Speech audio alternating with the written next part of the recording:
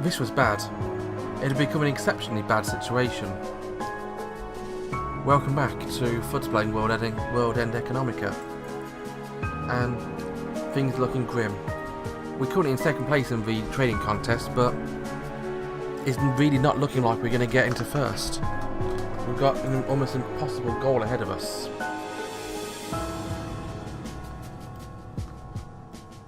What should we do? Hagano asked me a question. I relayed to Hagano what I was pondering and what I could think up. Thus I was dead certain, but as she spoke, she could guess my response to some degree. We have no choice but to throw funds into a large company.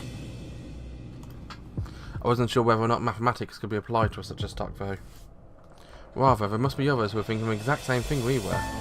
So I can imagine that tomorrow and the day after, there will be a certain number of stocks that will be focused on for trading. Would mathematics be able to see through that? I looked at Hagana, but her eyes showed uncertainty.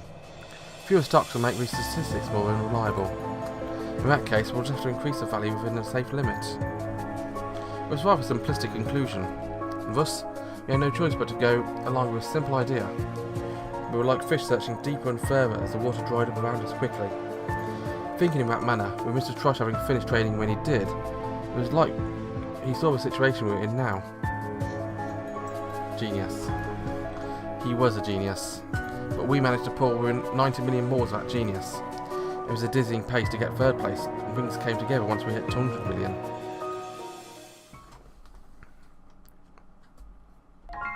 Time mercifully continued to flow, and soon it was the start of Tuesday. Hagana stayed up all night analysing the trading data from Monday and updated the programme to increase the range of available possibilities. I thought I'd give her a hand, but instead she said she'd prefer that I got some sleep. Specifically, she said that there would be a problem if she fell asleep, but all would be lost if I did. It was rather sound and thus hard to refute, and for a change I slept before the date changed. Though I only slept with Hagana twice, I found it surprisingly cold. It felt to sleep by myself.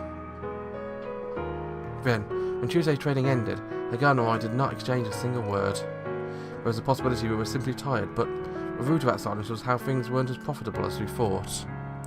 A gain of 22 million. We couldn't even hit our quota. But as there were 68 million more to go. Participants dropped off more on a Monday, and the scramble for the last scraps of the pie were ferocious. In the middle of it all, Hagana was on the verge of tears. Her programme was completely off the mark. Somehow, we'd arrived at second place, rather third place dropping off considerably. And second place was now practical certainty. However, at this point we'd only received 50,000 more once Lisa's loan was paid off, and that was that. I wondered if the reason Hagana didn't just say to quit at this point was because that 50,000 more felt more to her like a borrowed sum. And on that note, I hadn't done any trading on the real market, so my fund had increased at all since then. At this point, if Hagana was to trade by herself, by and large she'd be able to make money. Certainly if I was out of a picture, Hagana's proportionate earnings would increase as well. If out of the question, 100,000 more wouldn't be that out of the question, would it? If I could, I wanted to leave her with as much to work with as possible, by way of funds. 200,000. I felt that it was the least that should be there, given how hard Hagana and I were working.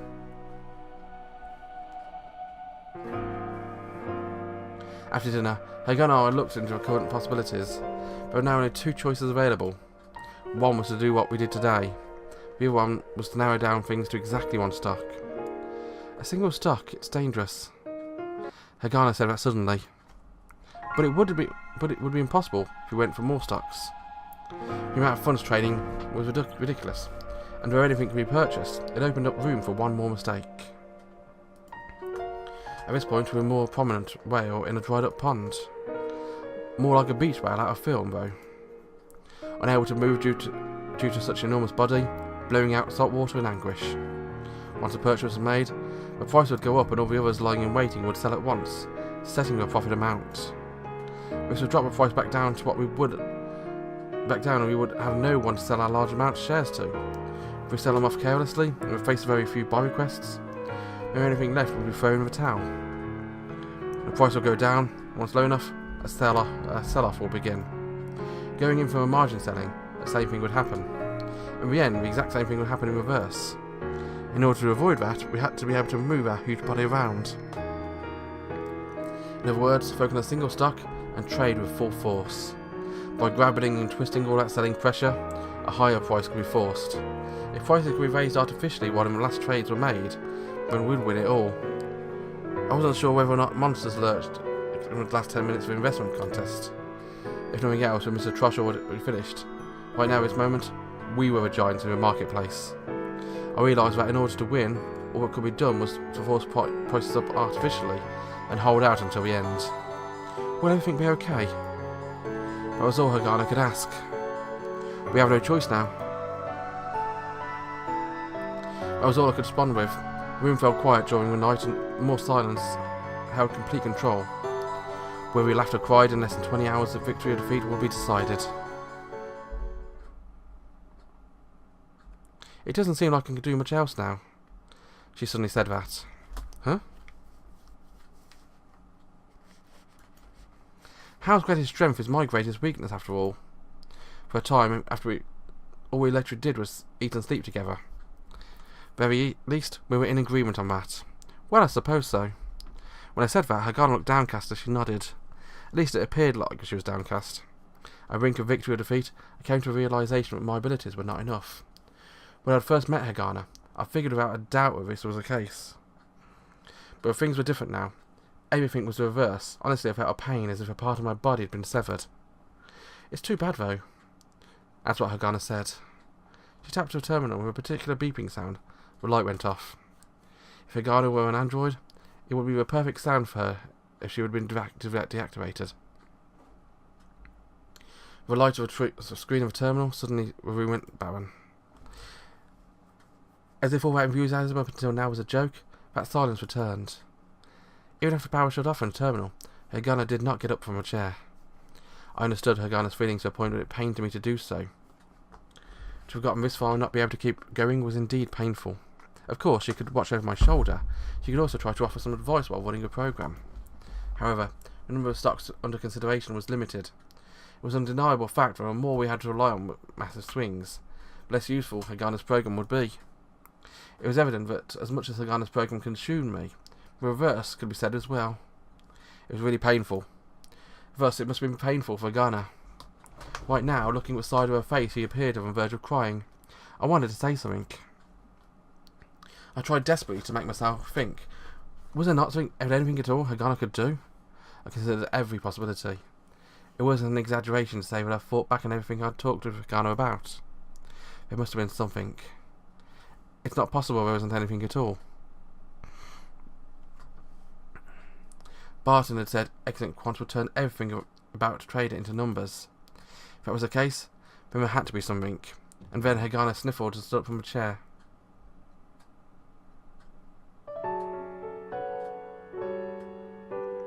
Good night. With a short utterance, she made for the door without even looking at me. Instead of a terminal, she had her folded up pyjamas in her hand. I was surprised and wondered when she grabbed them, and suddenly my heart throbbed as I realised she had intended on sleeping in here tonight. And so in that brief moment, I grabbed her arm. It was rather a reflexive thing to do. Hagana's wrist was tender and small, but her bone was firm. There was a slight bit of flesh and a soft skin upon it. I could feel her body temperature. She turned around and looked at me. Looking back at me, her eyes showed unfounded fears. After being sold on Earth and having run away from home, perhaps this had happened before. I couldn't imagine that Hagana's parents were happy to sell her off. Certainly, when Hagana ran away from home, her hand was held just like this. However, that couldn't buy Hagana her freedom, or stop her from being sold, I suppose. Powerless. Only holding powerlessly into Hagana's hand. Perhaps for a brief moment, Hagana had hope. If that weren't the case, then I would have been lost to explain the despair in her eyes when she first turned them towards me. She looked downcast and tried to shake my grip off, but I continued to hold on. She tried a second and third time to shake me off when she suddenly started to cry a bit. I didn't know what I should do. Hug her, you idiot! I knew this was a bad situation. Seeing such an atrocity in today's society was enough to make me cry as well. She used the side of her hand to try to loosen my hand. I applied force and could see Hagana's face show signs of discomfort. She couldn't move. She could only give in to force. That's how it always was.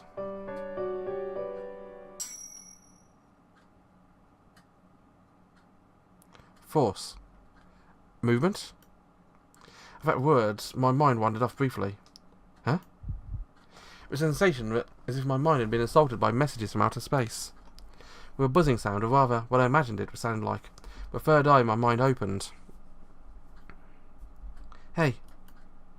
Let go. I kind of sobbed a little as she said that. Hey. Hey, are you listening? With all my might, I pulled Hagana towards me.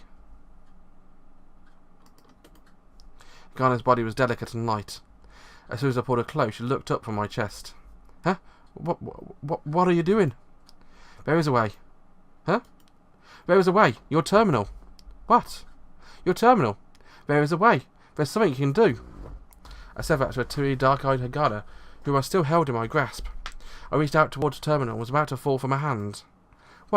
What can I do? There's a trade volume that's sleeping. Sleeping? Hagana repeated those words and opened her eyes suddenly. Path hasn't been... Exactly. There's a volume of all those who ended their trading with positions of fully leveraged on margin. Someone looking from the outside wouldn't know how many were still alive. So there's always a chance that sellers and buyers could be off in their predictions. The trade volume wasn't enough, and all you needed to do was wake the sleepers.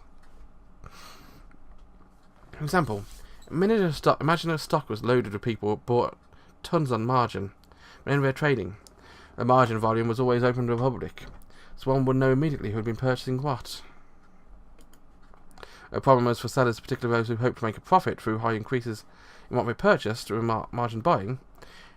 It isn't clear how much was still in play and would turn with them to sell. If roughly all margin buys were out of commission, then the advantage would turn to us, the buyers. When prices go up, sellers would appear, short sales would be taking a profit, but sales wouldn't come from people who are profiting with margin buy positions.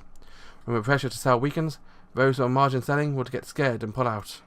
In doing so, buyers should come out with woodwork having picked up the scent, creating an artificial price hike. If the margin buys were alive and the price rises, then certainly they'll sell in order to make profits. If the market in uproar, there will absolutely not be any level-headed individuals who could hold on to their paper gains and wait it out.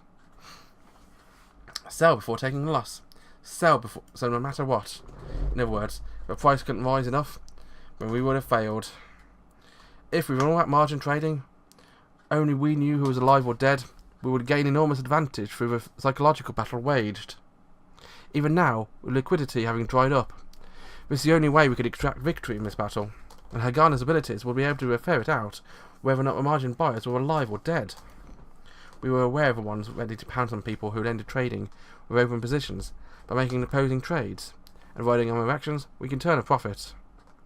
The relation between price fluctuation and ranking can be calculated with maths. That kind of operation was Hagana's speciality. Hagana pushed away from me, then sat down in a chair and turned on her terminal. It looked like her mind was really busy with calculations. Will this finish by morning? My question, Hagana's hand stopped and she answered me promptly. This is simple. Those were heartening words. So, go to sleep first. Hagana tapped her terminal with force and she said that. Sat next to her, all I could do was shrug my shoulders. No way I can sleep now. Hand stopped for a moment, but we resumed our work. Numerical values were input vigorously into computing and new formulas were written one after another into a program. Besides, you'll be done soon, right? I knew that she felt annoyed at my sarcastic words, but even then it was a positive, gung-ho kind of feeling I got from her. Hagana was not someone to call on a bluff.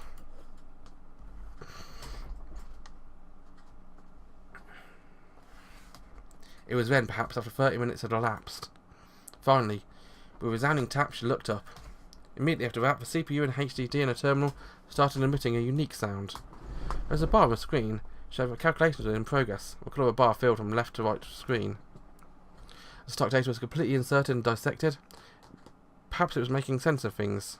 After many seconds of silence, a list of stocks appeared. Hagana then looked at me. Which looks good? My job had finally come to an end. It was written all over the satisfied expression of Hagana's face. By her side, I took a peek at Hagana's terminal, stretched out my hand, and tapped the terminal screen. On the list there were a surprising number of dead margin trades. In addition, ideally the ones that worked easy with our predictions would be best. I'd especially love it if people could jump on board automatically without a single thought. Those who'd surrender their thinking into machines were subhuman existences who had lost their privileges of being human.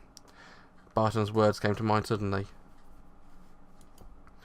These were appropriate ones to feed off, I suppose. This one. Putting faith in my trusty instincts, I selected the appropriate stock. Black Chocolate Corporated. A name that sounded like some sort of a joke. Sounds tasty. Hagana said that spontaneously. You like chocolate? When he asked her, Hagana's face stiffened and she nodded. A little bit. What do you mean by a little bit? You just say whether or not you like it or not. A little bit. It can't be expressed mathematically. Hagana's words were enough to make me laugh.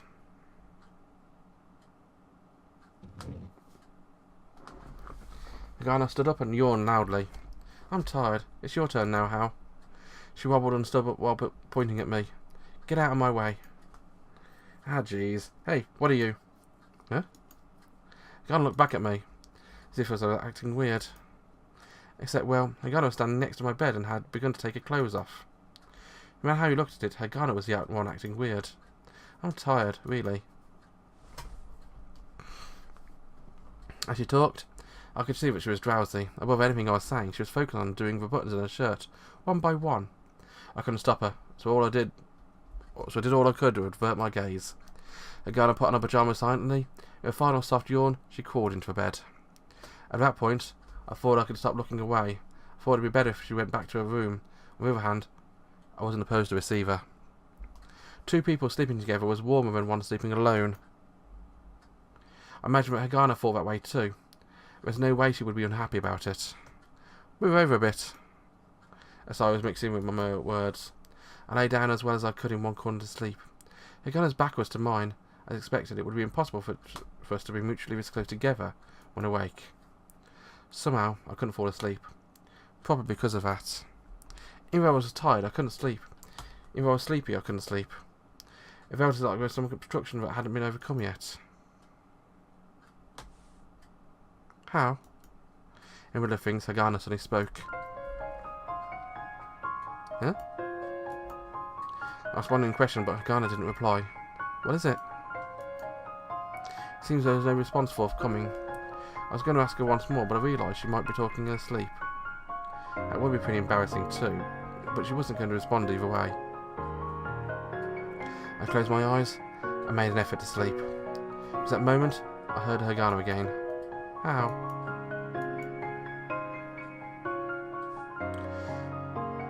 I didn't say anything as I looked over my shoulder. Hagana had her back to me, so I couldn't see her face.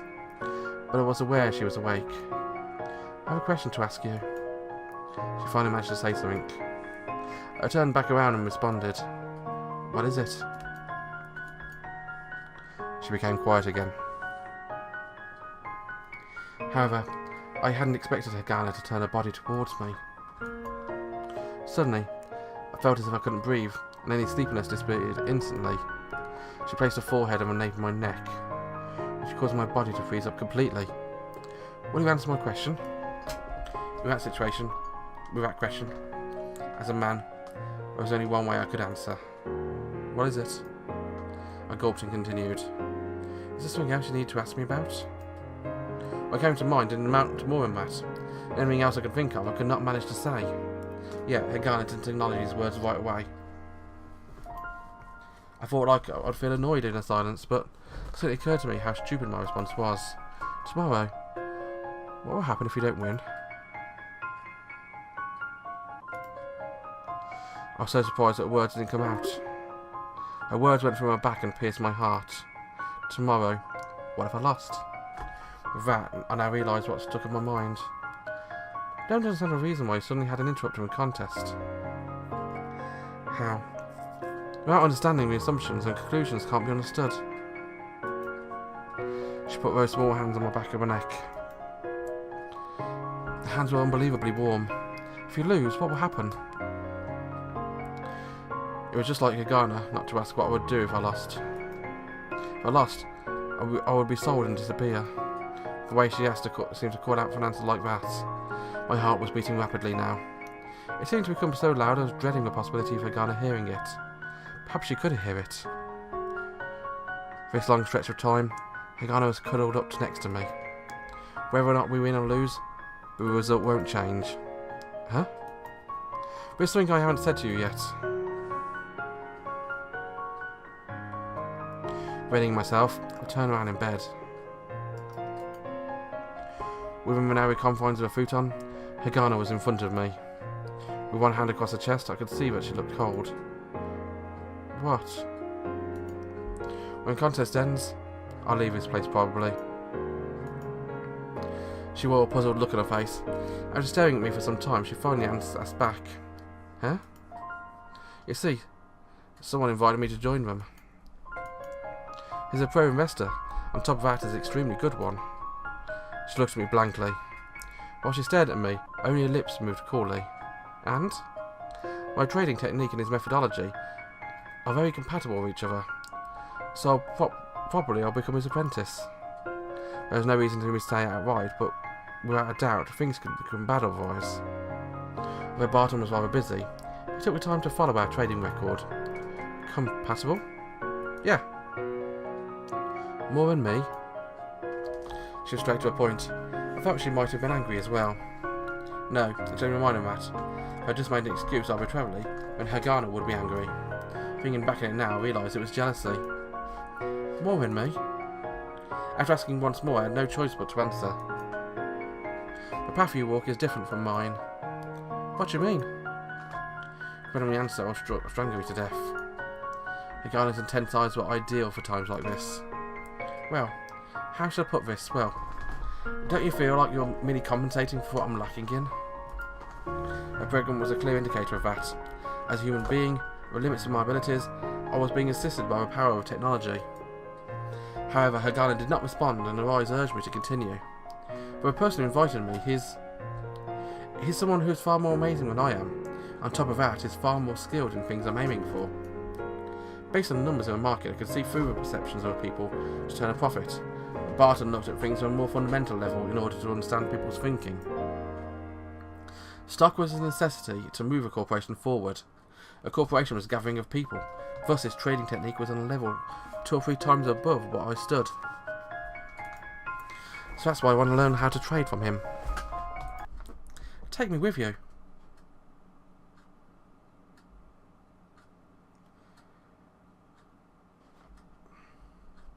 No, that's a proposition and a half. Would you take her with you?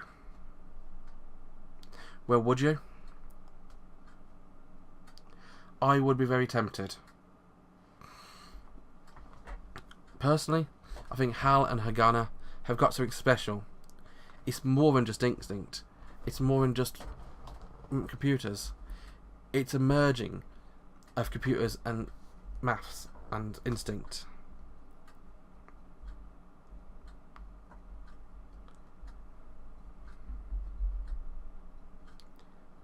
I don't know whether or not he's going to go with her. He's going to take her with him. I hope he does. I don't want to see that face get sad. Not again.